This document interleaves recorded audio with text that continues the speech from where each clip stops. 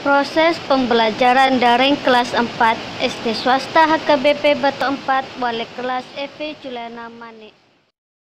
5, 4, 3, 2, 1, 0.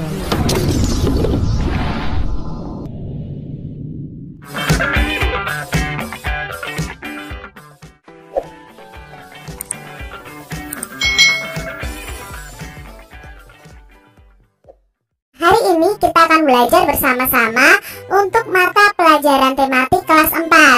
Kita belajar di tema 4, berbagai pekerjaan, subtema 2, pekerjaan di sekitarku, pembelajaran yang kedua. Mari adik-adik kita belajar dengan penuh semangat. Pekerjaan apa yang paling baik? Bagaimana sikap kita dengan pekerjaan-pekerjaan yang berbeda? Adik-adik, menurut kalian apakah pekerjaan yang paling baik di bumi ini? Lalu, apakah pekerjaan itu tidak membutuhkan orang lain?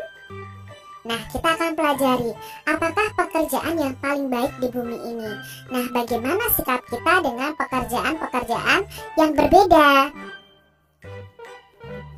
Pak Made adalah seorang pelukis. Lukisannya banyak dijual di galeri. Pak Made sering mendapatkan pesanan untuk melukis wajah atau bentuk-bentuk lain. Berbeda dengan Pak Made, Pak Tony adalah penjahit. Pak Tony menerima pesanan orang-orang yang ingin membuat baju. Meskipun berbeda pekerjaan, mereka berteman baik. Tidak pernah terpikir oleh Pak Made bahwa pekerjaannya itu lebih baik daripada pekerjaan Pak Tony. Begitu pula sebaliknya.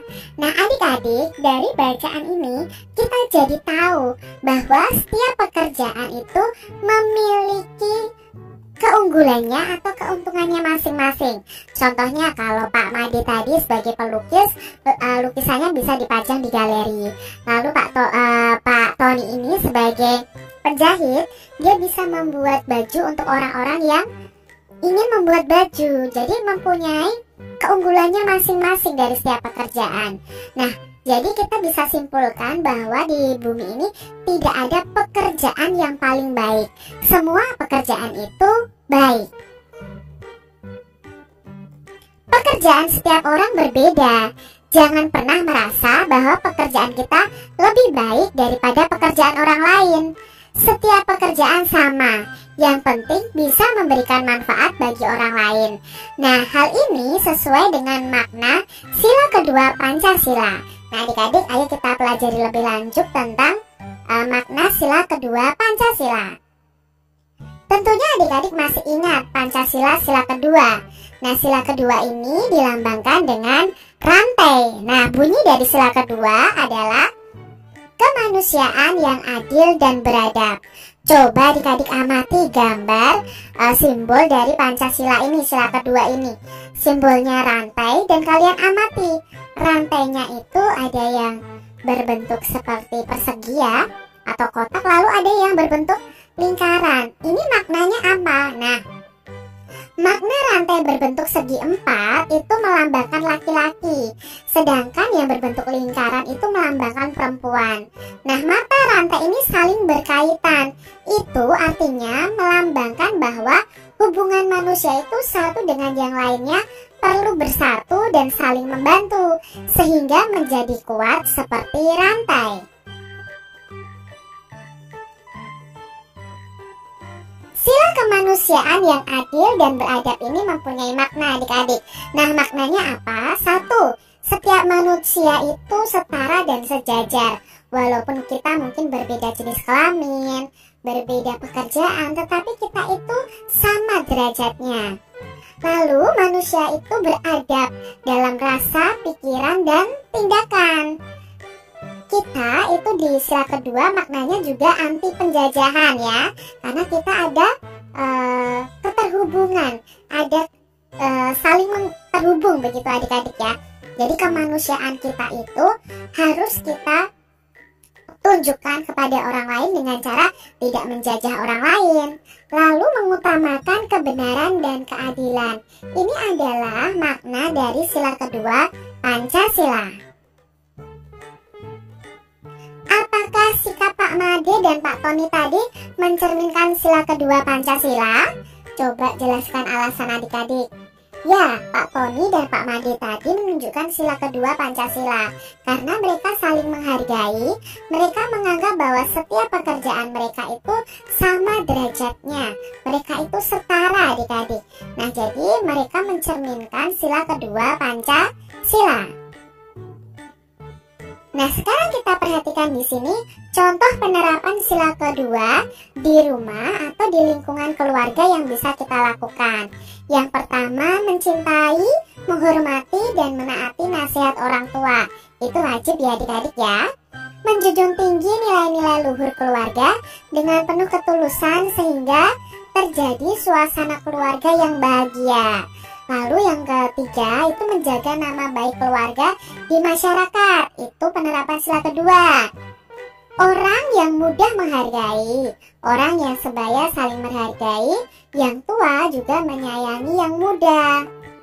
Lalu contoh berikutnya, setiap anggota keluarga itu melaksanakan hak dan kewajibannya masing-masing, tidak saling mencampuri hak orang lain. Nah, ini adalah contoh penerapan sila kedua di lingkungan keluarga, saling membantu dan merasakan dalam kesusahan atau kegembiraan.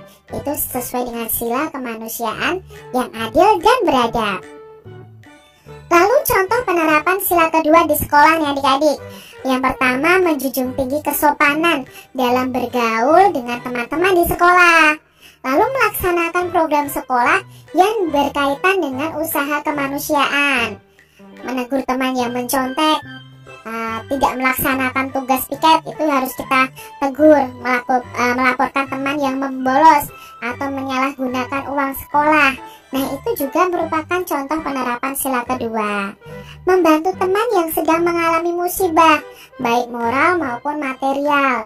Mungkin teman kalian ada yang jatuh, bisa kalian bantu untuk dibawa ke UKS.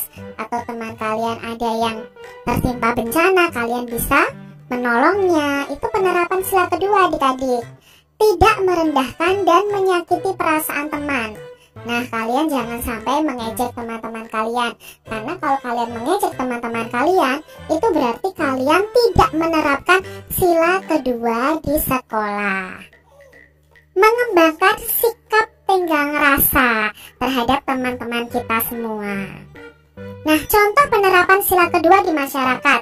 Yang pertama adalah membantu korban bencana alam, memberi sedekah kepada fakir miskin, tidak menyakiti dan memfitnah orang lain, meminta izin bila meminjam barang orang lain, berlaku sopan kepada orang lain, menjadi donor darah nih adik-adik. Ini juga salah satu penerapan sila kedua di masyarakat. Karena darah kita itu sangat bermanfaat bagi orang yang membutuhkan.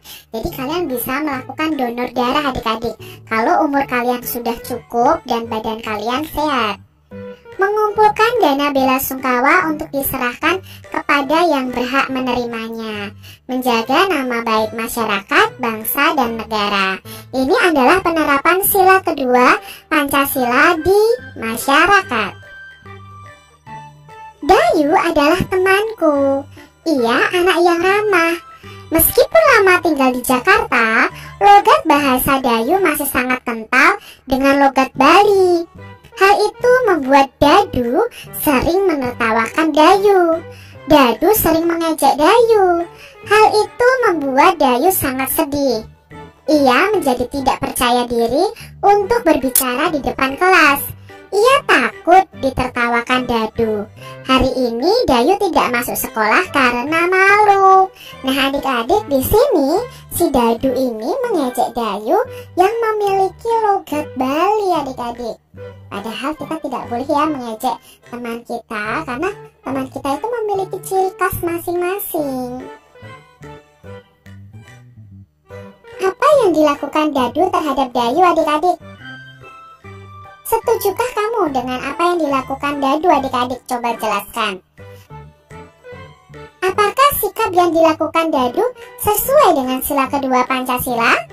Nah, mengejek orang lain artinya menganggap diri kita lebih baik daripada orang lain. Hal itu sangat bertentangan ya dengan sila kedua Pancasila, bahwa setiap orang itu setara. Nah adik-adik, sebagai seorang pelukis, Pak Made itu mempunyai keterampilan melukis yang sangat bagus. Ia juga mempunyai ide-ide kreatif sehingga lukisannya itu sangat indah dan unik. Nah adik-adik, coba kalian gambar salah satu sikap yang menunjukkan sila kedua Pancasila. Nah, berbagi bekal makanan dengan teman. Nah, kalian bisa menggambar seperti ini. Atau membantu orang menyeberang jalan, membantu teman yang sedang jatuh. Kalian bisa gambar di buku gambar kalian masing-masing, gambar yang sesuai dengan penerapan sila kedua Pancasila. Nah demikian tadi adik-adik pembahasan kita di mata pelajaran tematik kelas 4, tema 4, subtema 2, pembelajaran yang kedua.